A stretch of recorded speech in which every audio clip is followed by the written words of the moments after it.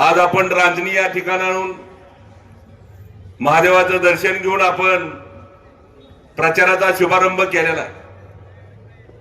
आणि या प्रचाराच्या शुभारंभ प्रसंगानं बऱ्याच जणांची भाषणं झाली आणि म्हणून आपल्याला सर्वांना एक विनंती करायची आहे की ह्या वेळची जिल्हा परिषद पंचायत समिती गेल्या महिन्यापासून मी आणि परिचारक साहेब आम्ही कॉन्टॅक्ट मध्ये होतो की आमचे व्हाईस चेअरमन भारतनाना असतील, शहाजी साळुंखे असतील, तालुका अध्यक्ष आमचे अनिल नागटिळक असतील आणि प्रशांतरावची टीम, त्यांची टीम मला वाटतं भगवानराव चौगुले आणि आमचे तानाजीराव वाघमोडे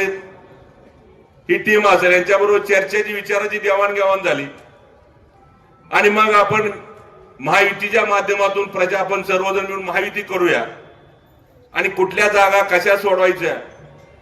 या पद्धतीने आम्ही सर्वांनी निर्णय बऱ्यापैकी फायनलला आणला। मी आमच्या पक्षाच्या वतीनं पक्षाचे राज्याचे अध्यक्ष आदरणीय तटकरे साहेबांच्या कानावर टाकलं, नंतर आदरणीय राज्याचे उपमुख्यमंत्री अजितदादा पवार साहेबांच्या कानावर टाकलं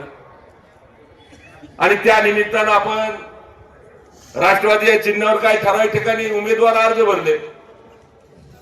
आणि मग गेल्या 2 दिवसापूर्वी घडामोडी झाल्या आणि मग या सगळ्या गोष्टी आमच्यापर्यंत आल्या आणि आम्ही सर्व महायुतीच्या माध्यमातून पुढे चाललो होतो आणि मग अचानक जीबी फॉर्म दुसऱ्याच गाड्याला मालक केलं आणि मग त्याच्यामुळे ह्या सगळा डिस्टर्ब झाला। तरी पण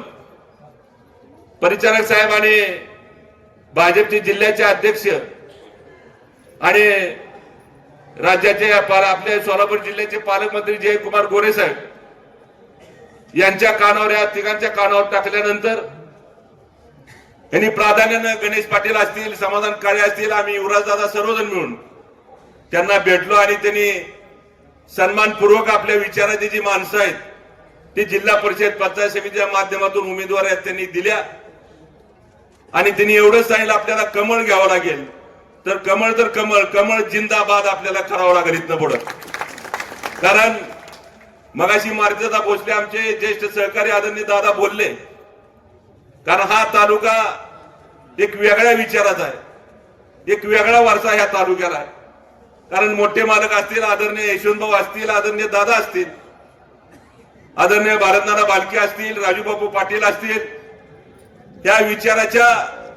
माध्यमातून आपण सर्वजण मिळून पुढे चाललेलो आहे आणि त्यांचे विचार घेऊन आपल्याला पुढे जायचं असेल तर ह्या लोकांनी फक्त तालुक्याचा विकासच बघितला आणि मग त्याच माध्यमातून आम्ही सुद्धा तीच भूमिका आपण करण्याची जबाबदारीने भान ठेवून या तालुक्याचा विकास झाला पाहिजे, पुढची माणसं बसले त्यांचा विकास झाला पाहिजे, ग्रामीण भागातले सर्व प्रश्न मार्गी लागले पाहिजेत, या विचारानं आपल्याला सर्वांना आम्ही सगळेजण एकत्र आलेलो आहे आणि त्यामुळं मगाशी कल्याण पाटील साहेब म्हणले त्या पद्धतीनं आम्ही जसे एकत्र आलोय त्याच पद्धतीने तुम्ही सुद्धा मतदानाच्या माध्यमातून एकत्र येऊन आपल्याला कसं गावातलं पैकीच्या पैकी कसं मतदान होईल तिची जबाबदारी तुम्हाला आणि आम्हाला सर्वांना मिळून पार पाडावी लागेल आणि मग आपल्याला राहिलेला जिल्ह्याचा विकास सगळे जिल्हा परिषदेचे 8च्या 8 उमेदवार आणि पंचायत समितीचे 16च्या 16 उमेदवार हे आता कमळाच्या चिन्हावर आहेत आणि मग हे सगळे उमेदवार प्राधान्याने जेवढी जास्तीत जास्त मतदान करून पैकीच्या पैकी मतदान हे होणाऱ्या पैकीच्या पैकी मतदान हे कमळाला व्हावं ही विनंती या निमित्तानं करतो आणि बराच वेळ ही सभा चालू आहे, जास्त वेळ न बोलता आपल्याला मतदान करून आशीर्वाद स्वरूपी मतदानाच्या माध्यमातून आपले सर्व जिल्हा परिषद पंचायत समिती उमेदवारांना संधी द्यावी एवढीच विनंती या निमित्तानं करतो आणि मी थांबतो। जय हिंद, जय महाराष्ट्र।